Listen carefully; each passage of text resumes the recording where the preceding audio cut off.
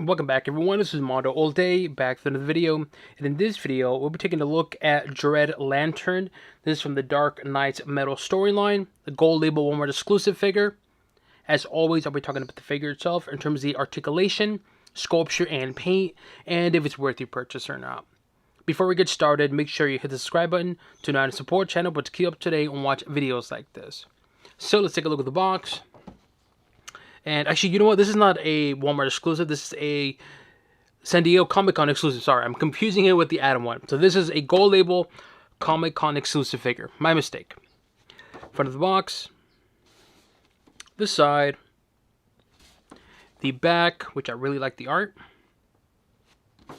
The other side. Top. And bottom. Alright, now let's take a look at the figure outside the box. As always, they do come with a card. This is the front of the card looks like. The back of the card. It does come with accessory. It comes with this really cool flaming, I was going to say flaming hot Cheeto, but it's a flaming sword, which is actually pretty cool. It has some orange, light orange, and like a little bit of a yellow on here. But it actually looks pretty cool, pretty detailed. Sculpture design. I actually like it a lot. Neat. And a regular stand. Now let's take a look at the articulation. Left, right. It's fine. Up, down is... It's okay. Actually, it's actually not bad. It's a little stiff right now, but it's fine. It's passable. Shoulder articulation. Bicep. Oops. There we go. Elbow. Wrist. Torso, which is... Oh, wow. Torso is really, really good. And, of course, swivel as well. So, overall, the upper body articulation, it's actually really darn good. Actually, let's fix this here. If you hear the fireworks in the background, sorry, that's Disneyland, so blame Disney for the fireworks. Leg articulation. Knees. Oof, this is really stiff. There you go. Ankles. And, of course, toes. There you go. You can see that right there. All right. So, overall, the articulation of this figure is actually really good. Especially that torso. That torso articulation is really, really good. Now, let's talk about this figure.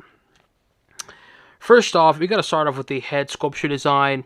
It is Hal Jordan head sculpture in terms of like the mask and a little bit of the face. And I should have brought Hal Jordan, but I do have another one, which I'll show in a bit. But it does have a similarity in terms of the sculpture design on the face. But obviously this one has the flaming eyes. As you can see, you got a little bit of that mouth paint right here in the sculpture design. The hair sculpture looks nice, very detailed, actually very defined hair. If that makes any sense. But it's a really good looking head sculpture. I wish it did came with this kind of mouth. You can see that kind of like open mouth, looks like a Dracula type of thing, as opposed to just closed mouth. It's not bad. It's just I wish it looked like this more. I think it would have looked much better, but it's all good though nonetheless. But the head sculpture, I like it. I like the purple on here. Again, the orange matches the flames on the sword, and the head sculpture looks really good and nice, neat. Then you got the upper body, the arms, just very muscle toned. Not much to it in terms of the arms. You got the gauntlets on there. Very spiky right here.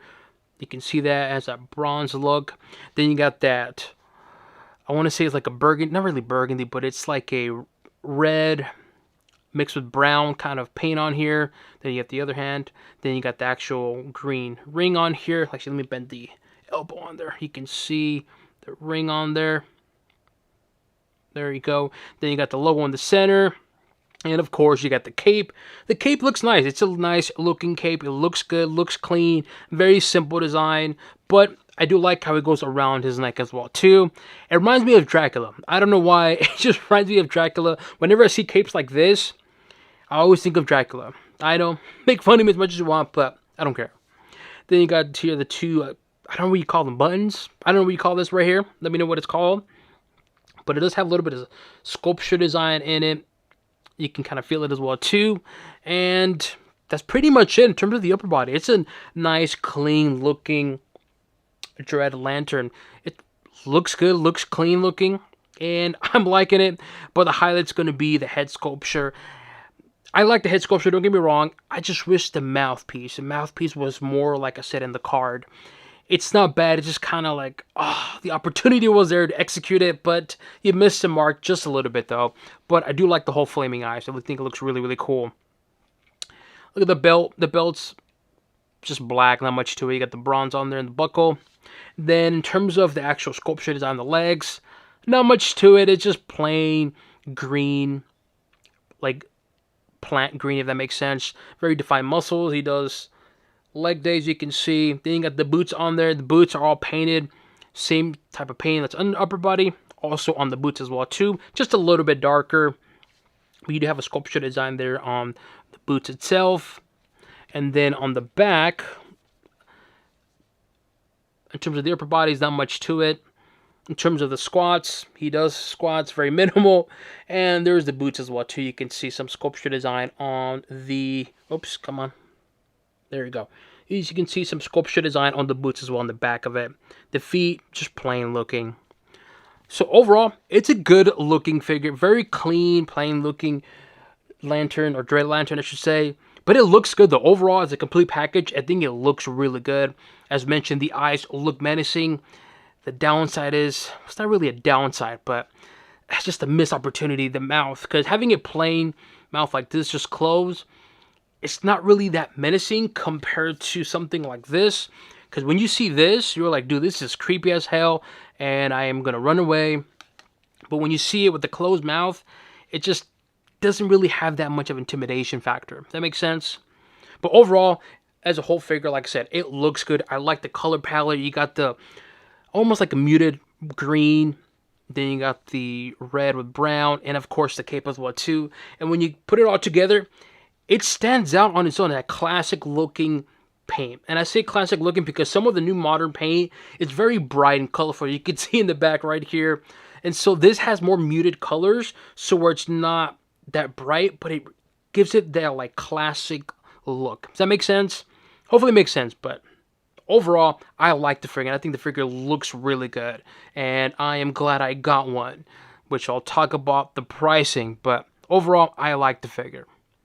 So, of course, the main question is it really worth it? Should you go out and get this figure? Here's my problem with this figure. Yes, this is a San Diego Comic-Con figure.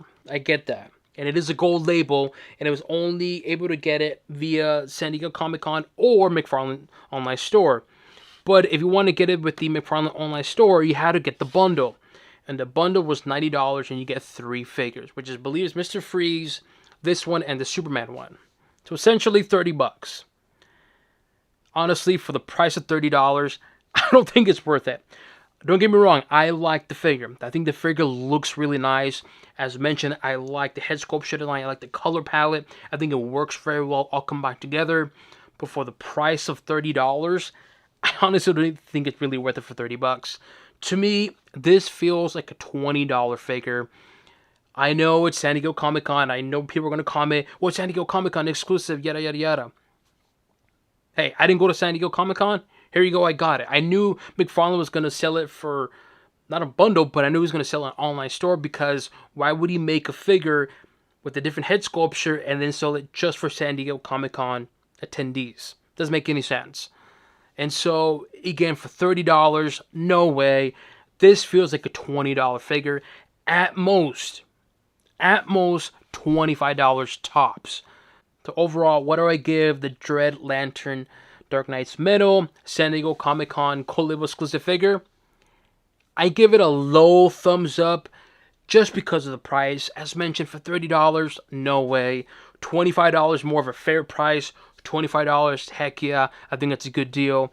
So it's one of those, you're going to have to pay the $30 to get it, because in order for you to get it, you have to get the bundle.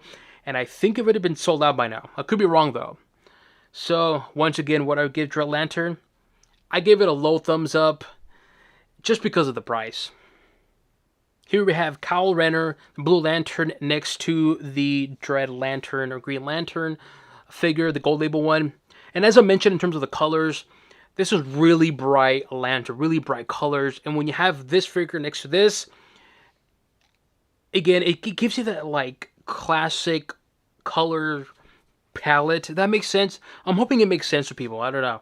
Maybe it's just me. Maybe I'm just looking at a different perspective. But don't get me wrong. I like both these figures, but I like this more. More not so bright colors in terms of a lantern figure. But nonetheless, here we have a gold label exclusive figure, or McFarlane online store exclusive figure, next to the Blue Lantern Kyle Rayner. Here we have the Yellow Lantern Batman figure, the Target exclusive, next to the Dread Lantern.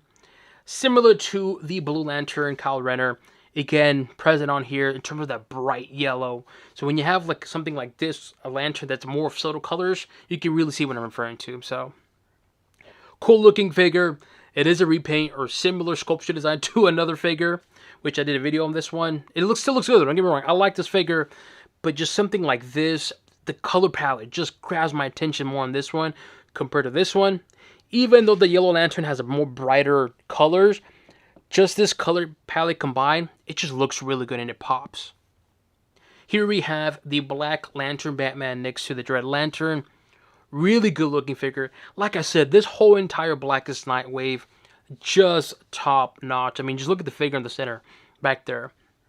Really good looking figure. The sculpture design, the paint job, not a whole lot in terms of the color palette, but when you put it all together with the head sculpture of this particular Batman, oof, it looks really, really menacing. And my camera, there you go. Sorry about that. Good looking figure. But man, I wish this figure came with the open mouth, because when you see this figure, look at this. Look at the head sculpture. See that mouth? That mouth, if this figure had this kind of mouth, it would really look good and make the figure pop more. But it has the closed mouth, which is, again, not bad. It's just a missed opportunity with the Dread Lantern figure. But nonetheless, here we have Black Lantern Batman next to Dread Lantern. Here we have the Walmart exclusive Parallax figure next to the Dread Lantern one. And as I mentioned in the overview, there's some similarity between Hal Jordan, Parallax, and this one, is that the actual face sculpture is very similar. So this one, if you can see, come on. This has like that mask on here and a bit pointy nose is also present on here as well too. Same with the Hal Jordan. And in terms of the hair, it's different, but it does have similar head sculpture in terms of the face, excuse me. So there are some similarities, but everything else, from the looks of it, is going to be a brand new sculpture on this particular lantern on here. But man, this Parallax figure just looks fantastic in the complete package. And yes, I definitely prefer the Parallax one compared to this one. Even though this one has good color palette, just the details, the silver, the actual green hands, they're actually clear hands, you can see that. And just the paint overall, the head sculpture just looks sweet. This has a complete package in my opinion.